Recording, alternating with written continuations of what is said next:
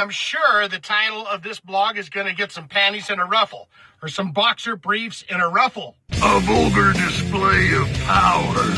Now, I'm not trying to run my mouth when you're not around, because it really is easy to achieve. No way, punk! Is that enough for the Pantera references so far in this vlog? If you read the title, if you can read English, if you saw the title of this video, yes, I did call him Diamond Darrell. Rest in peace. And for those who did not know, Dimebag Darrell was originally called Diamond Darrell. And he was offered the guitar position in a band you may have heard of.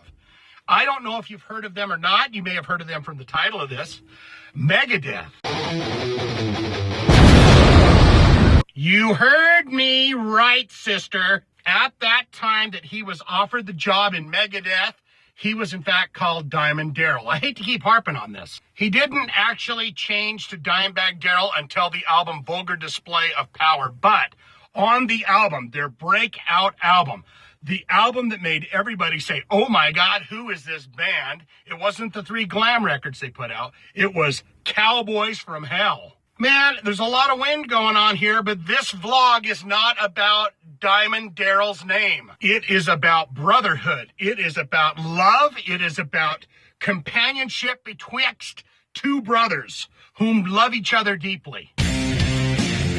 That bond can never be broken.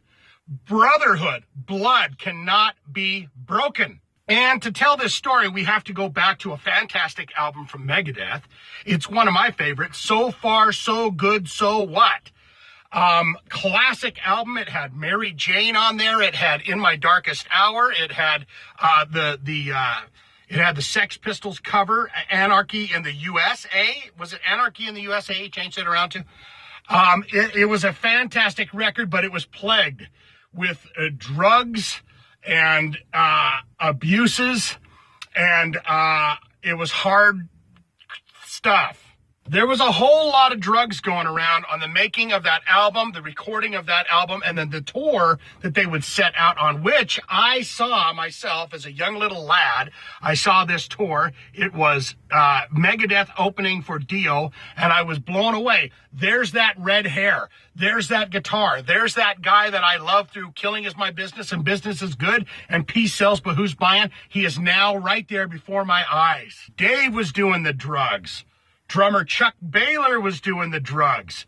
There was a lot of that going on. So Dave Mustaine gets Nick Menza to come in to be, wink, wink, Chuck Baylor's drum tech, which would turn into the drummer for Megadeth when Dave Mustaine finally tells Jeff Young, the guitarist, and Chuck Baylor to get lost. Needless to say, Dave Mustaine is ready to go in and do Rust in Peace. He's had it with these shenanigans, these knuckleheads, these ding-dongs. He's got them out. He's ready to get some new people in. He does have Nick Menza on the drums as a replacement, but other than that, he doesn't really know what he's going to do about another guitar player. So, with a bit of rehab for Dave Mustaine, he begins the process to look for guitar players to be the next maestro that will be featured on the Rust in Peace album. And I was pretty surprised at the list of names of people that Dave Mustaine had actually contacted. Would you like to join the Big Four? Would you like to join Megadeth? Lee Atlas of Heathen, Eric Meyer of Dark Angel. He got a hold of Chris Olivia from Sabotage, but Chris didn't want to leave Sabotage. Even the top hat wearing ding dong from GNR. That's right, GNR spells Guns N' Roses. Slash, he had been jamming out on and off with Dave Mustaine and Dave Ellefson. And here's the Brotherhood. Here's the beauty. Here's the creme de la creme. Dave Mustaine gets on the phone with Diamond Darrell and says, "Hello, Diamond. Would you like to join Megadeth?" The job was his. If he wanted the job, he could have had the job. He could have taken the job, but he did not want the job. Why? He wanted his brother, his dear, sweet blood brother, blood oath, Vinny Abbott, to join the band. His dear, sweet brother, Vinny, he wanted him to join the band. Well, Dave said no. I have Nick Menza on the drums. I'm sorry, but I'm not gonna get your brother Vinny in the band. I want you to be in the band. I don't want your brother Vinny to be in the band. Diamond Darrell says, hell no, I will not take it. How crazy would Rust in Peace be if they would have had the Vinny brothers? What are they called? The Abbott Brothers? If they would have had Diamond Darrell and they would have had Vinny on the drums for Rust in Peace. How crazy would that have sounded? My God, I'm burping all over the place. How crazy would that be? The world will never know because, of course, he finds Marty Friedman.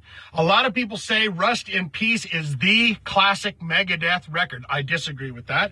I was a little before that time. So I'm a huge fan of Killing Is My Business. I'm a huge fan of Peace Sells, and So Far So Good So What.